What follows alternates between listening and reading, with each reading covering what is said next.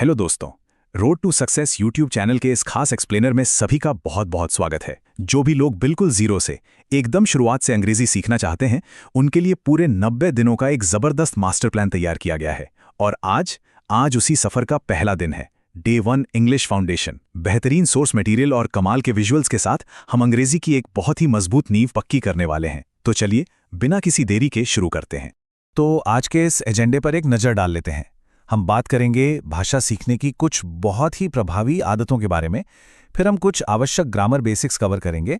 उसके बाद visual vocabulary practice, formal बनाम इनफॉर्मल इंग्लिश का अंतर समझेंगे। और आखिर में दैनिक बातचीत के कुछ व्यवहारिक वाक्य देखेंगे। बिल्कुल घबराने की जरूरत नहीं है, इसे बहुत ही आसान और मजेदार तरीके से डिजाइन किया गया है। चलिए आगे बढ़ते हैं। सेक्शन 1, भाषा सीखने की प्रभावी आदतें। देखिए, किसी भी नई भाषा को सीखने का जो सबसे पहला और सबसे क्रूशियल स्टेप है ना, वो है सही दैनिक आदतें डालना। स्मार्ट इंग्लिश टीचर के मुताबिक सफल होने के लिए कुछ खास आदतें अपनाना बहुत जरूरी है। जैसे डिक्शनरी ऐप्स का रोजाना इस्तेमाल। जब भी कोई नया या मुश्किल शब्द मिले, बस उसे तुरंत सेव कर लीजिए। और हाँ, हफ्ते में कम से कम एक बार उसका रिवीजन पक्का होना चाहिए। लेकिन पता है यहाँ सबसे कमाल की सलाह क्या है? दूसरों को पढ़ाना। जी हाँ, जब सीखा हुआ ज्ञान किसी और के साथ शेयर किया जाता है ना, तो वो दिमाग में बिल्कुल छप जाता है। और इस प्रैक्टिस को और भी आसान बनाने के लिए तकनीक हमारी बहुत मदद कर रही है। आज ढेरों ऐसे बेहतरीन ऑफलाइन लर्निंग ऐप्स मौजूद हैं जिनमें हजारों सेंटेंसेस और ऑडियो लेसन्स होते हैं। और सबसे बढ़िया बात, इनके लिए इंटरनेट की भी जरूरत नहीं होती। मतलब आप सफर कर रहे हो या बस खाली बैठे हो, कहीं भी कभी भी आसानी से प्रैक्टिस की जा सकती है, कोई रुकावट नहीं। चलिए अब आते हैं सेक्शन 2 पर, आवश्यक ग्रामर बेसिक्स। अब हम देखेंगे कि आसपास की चीजों को इंग्लिश में कैसे पॉइंट आउट किया जाता है।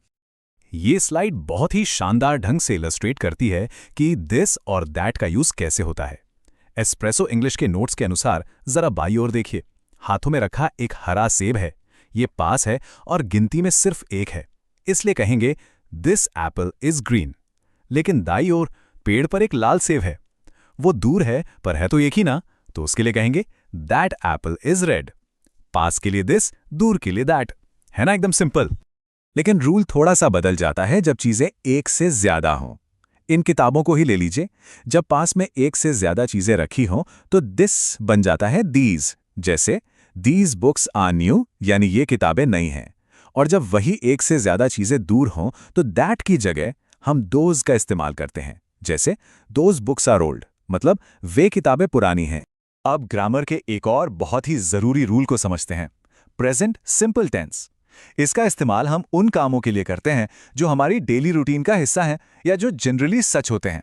उदाहरण के लिए, I work in a bank या फिर he works at the university. मतलब हमारी रोजमर्रा की जिंदगी के फैक्ट्स और सच बताने का यह सबसे सीधा और आसान तरीका है।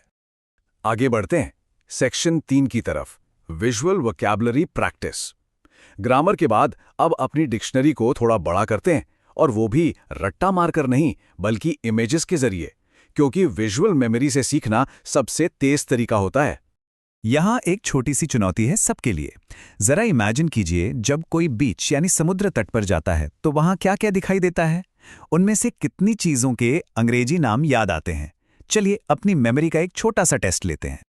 अब इस स्लाइड के बारे में जो बात वाकई दिलचस्प है वो ये है कि यहाँ शब्दों को सीधे एक कलरफुल इमेज के साथ जोड़ा गया है। आपको स्क्रीन पर जेट स्की, सैंड कासल यानी रेत का महल, क्रैब या केकड़ा और लाइफ गार्ड जैसी चीजें साफ दिख रही होंगी। अपना टास्क ये है कि लिखे गए शब्दों को चित्र में मौजूद चीजों से मैच करें। जब हम शब्दों को डायरेक्ट तस्वीर के साथ देखते हैं ना, तो दिमाग उन्हें तुरंत कैच कर लेता है। इसी तस्वीर से हमने एक बहुत ही जरूरी शब्द को अलग से हाईलाइट किया है, सनस्क्रीन या सन क्रीम। जब हम किसी एक कीवर्ड को ऐसे हाईलाइट करके उस पर फोकस करते हैं तो वो शब्द हमारी मेमोरी में एकदम से लॉक हो जाता है। टेक्स्ट को स्क्रीन पर हाईलाइट करने का ये तरीका वोकैबुलरी को तेजी से याद रखने के लिए बिल्कुल अचूक है। सेक्शन 4, फॉर्मल बनाम इनफॉर्मल इंग्लिश। कई बार हमें पता होता है कि क्या बोलना है, लेकिन उसे किस सिचुएशन में कैसे बोलना है ये नहीं पता होता। और बस यही काम आता है फॉर्मल और इनफॉर्मल इंग्लिश का अंतर समझना। तो यहाँ सबसे क्रूशियल पॉइंट ये है कि सही शब्दों का चुनाव हमारी भाषा को बहुत ज्यादा इंप्रेसिव बना सकता है। प्लैनेट स्पार्क की सॉस के मुताबिक दोस्तों के साथ तो हम आस्क, हेल्प या बाय जैसे कैजुअल शब्दों से काम चला लेते हैं, लेकिन मान लीजिए कोई प्रोफेशनल ईमेल लिखना है या ऑफिस में बात करनी है तो इन्हीं शब्दों की जगह रिक्वेस्ट, असिस्ट और परचेज का इस्तेमाल करना चाहिए। ये छोटे छोटे बदलाव हमारी अंग्रेजी को काफ़ी पॉलिश्ड बना देते हैं। चलिए कुछ और एग्जाम्पल्स फटाफट देख लेते हैं। टेल की जगह इन्फॉर्म यूज करें। कुछ शुरू करना हो तो स्टार्ट की जगह कमेंट्स बोलकर देखिए, बहुत असरदार लगता है। इसी तरह चेक की जगह वेरीफाई और नीड की जगह रिक्वायर। अगर इन ऑप्शंस पर कमांड आ गए तो आप कैजुअल और प्रोफेशनल दोनों माहौल के बीच बड़ी आसानी से स्विच कर पाएंगे। फाइनली आते हैं सेक्शन 5 पर, दैनिक बातचीत के व्यवहारिक वाक्य। हमारे इस फाउंडेशनल सफर का आखिरी और सबसे प्रैक्टिकल हिस्सा। कॉस्मो फाउंडेशन से लिए गए कुछ ऐसे वाक्य देखते हैं जो रोजाना की जिंदगी में सच में बहुत काम आते हैं। किसी से बहुत ही पोलाइटली यानी विनम्रता से कुछ मांगना हो तो ये सेंटेंस बहुत बढ़िया है। अगर किसी का फोन यूज करना हो तो could I use your phone अपनी बात रखने का एकदम सही और शालीन तरीका है। रोजमर्रा की बातचीत में ये अक्सर काम आता है। नई भाषा सीखते वक्त ये वाक्य एक सर्वाइवल टूल की तरह काम करता है। अगर कोई नया शब्द सुनने को मिले तो झिझकने या घबराने की बिल्कुल जरूरत नहीं है। पूरे कॉन्फिडेंस के साथ पूछिए, what does that word mean? ये दिखाता है कि सीखने की लगन पक्की है। और मान लीजिए किसी शब्द का मतलब तो पता है लेकिन उसे बोलते कैसे हैं ये नहीं मालूम, तब ये वाक्य काम आएगा। How do you pronounce it? ये सवाल पूछकर अपनी स्पोकन इंग्लिश को बहुत तेजी से सुधारा जा सकता है। फ्लुएंट बोलने वालों के साथ इंटरैक्ट करने का ये एक ब्रिलियंट तरीका है।